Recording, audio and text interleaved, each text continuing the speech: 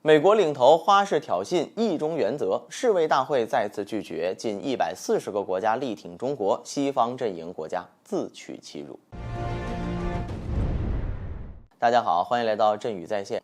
眼下呢，俄乌冲突在美西方的拱火之下，又朝着升级的趋势发展了。很显然，西方阵营国家呢，觉得这场戏不够大，想把中国拉入其中。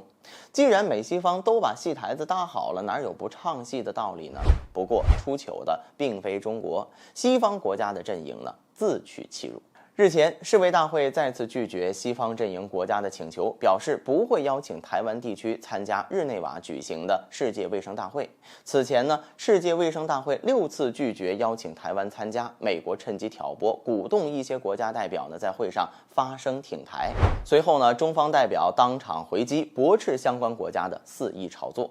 当然，中国并非单打独斗，美国这份提案呢，遭到了以巴基斯坦为首近140个国家的反对，这些国家都一致认为要坚持一个中国的原则。基于此呢，世卫大会只能再次拒绝美西方的花式挑衅。事实上，去年美国呢也干了这事儿，甚至可以说在近几年，西方阵营国家呢都在借着世卫大会上演闹剧。显然，这对美方以及台当局来说呢，并非心血来潮。美国不过是把台湾地区当成了对华博弈的棋子。不过，哪怕美西方再怎么折腾，也注定是一场闹剧，注定也是徒劳无功。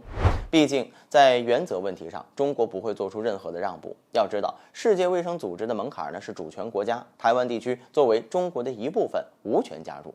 至于为何台湾地区此前会出现在世卫大会，这和中国大陆也有关系。此前呢，这两岸坚持一个中国以及9·2共识的前提之下，台湾地区以观察员的身份连续8年参加世卫大会。随着两岸关系的恶化，台湾地区呢，自然不能够享受到如此的殊荣，这不是典型的又想马儿跑，又不给马儿吃草吗？试问天底下哪有这样的好事呢？当然了，台当局若想恢复世卫大会观察员的身份，也不是不行。当时是怎么进去的？如法炮制就成。